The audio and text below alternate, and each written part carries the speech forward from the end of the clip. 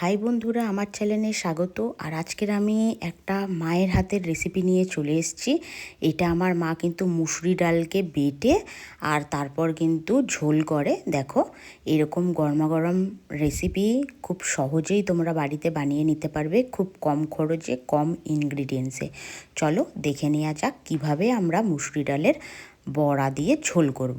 চলো, প্রথমে আমরা একটা মিক্সি গ্রাইন্ডারের মধ্যে কিন্তু মুসুরি ডাল নিয়েছি, রসুন কিন্তু 10 কোয়া মতন দিয়ে দিয়েছি, লঙ্কা, জিরে বাটা আর পেঁয়াজ কুচি দিয়ে কিন্তু ভালো করে মিক্সিতে গ্রাইন্ড করে নিয়েছি।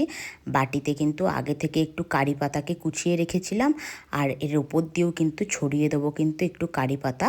তোমরা যদি পারো তো ধনে পাতাও দিতে পারো। এরপর এখানে দেখো একটা গোটা ডিম ফাটিয়ে দিচ্ছি। ডিমটা দেবে, তাহলে একটা আঠা আঠা ভাব থাকে, এর ফলে কিন্তু বড়াটা কিন্তু টাইট থাকবে, নাহলে কিন্তু ঝোলে দিলে কিন্তু বড়া কিন্তু ফেটে যায় অনেকজনের। চলো, এরকম মিক্সড হয়ে গেছে। এরপর আমরা দিয়ে দিচ্ছি নুন, এর মধ্যে দিয়ে দিচ্ছি কালো জিরে আর চাট মশলা। ভালো করে মিক্সড করে একটা কড়াইতে আমরা কিন্তু সর্ষের তেল নিয়ে এক চামচ করে কিন্তু বড়ার মতন কিন্তু ভেজে নেব।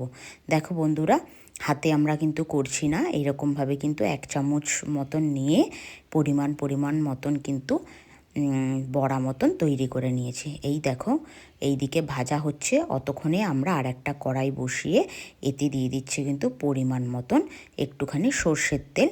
দেখতেই পাচ্ছ, সর্ষের তেলটা কিন্তু দিয়েছি। সর্ষের তেলটা গরম হয়ে গেলে আমরা এর মধ্যে কিন্তু দিয়ে দিচ্ছি জিরে, গোটা জিরে, তেজপাতা, আর দিয়ে দেবো কিন্তু শুকনো লঙ্কা। দেখো বন্ধুরা, এটা কিন্তু ভাজা হয়ে এসছে। এবারে আমরা এতে দিয়ে দেবো কিন্তু 3 চামচ মতন পেঁয়াজ বাটা। দেখো, পেঁয়াজ বাটা দিলাম। এবারে কিন্তু আমরা 1 চামচ আদা রসুনের পেস্ট দিয়ে দিলাম, আর এটাকে একটু ভালো করে কিন্তু কষাতে হবে, যাতে কোনো রকমের আদা রসুনের গন্ধটা না থাকে। এরপর আমরা দিয়ে দিচ্ছি কিন্তু হলুদ গুঁড়ো, এর মধ্যে দিয়ে দিচ্ছি লঙ্কার গুঁড়ো, এর মধ্যে দিয়ে দিচ্ছি কিন্তু নুনটা পরিমাণ মতন বুঝে দেবে, আর এর মধ্যে দিয়ে দিচ্ছি 1 চা চামচ জিরে ধনে বাটা, এটা বাড়িতে বানানো। আর এরপর দেখো, 2টো মতন আলুকে আমরা সিদ্ধতে দিয়েছিলাম ডালে, ওই সিদ্ধ আলুটাকেই কিন্তু আমরা কিন্তু লম্বা লম্বা করে কেটে নিয়েছিলাম, মানে মাছের ঝোল যেরকম কাটো।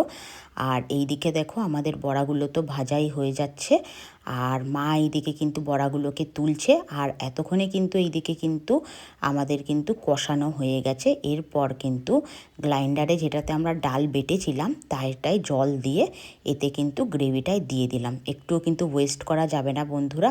আর দেখো, এখন কিন্তু জল কিন্তু গরম হয়ে টকবক করে ফুটছে, আর এর মধ্যেই আমরা দিয়ে দিচ্ছি কিন্তু ওই ডালের বড়াগুলো, যেগুলো আমরা তেলে এক্ষুনি ভেজে নিয়েছি। আর এইটাকেই একটুখানি ঢেকে রাখবে বন্ধুরা। তারপরে 5-7 মিনিট পর খুলে এর মধ্যে তোমরা দিয়ে দেবে কিন্তু একটুখানি গরম মশলার পাউডার। এই গরম মশলার পাউডার আমার মা হাতে বানিয়েছে। এই দেখো, গরম মশলার পাউডার দিয়ে দেবে।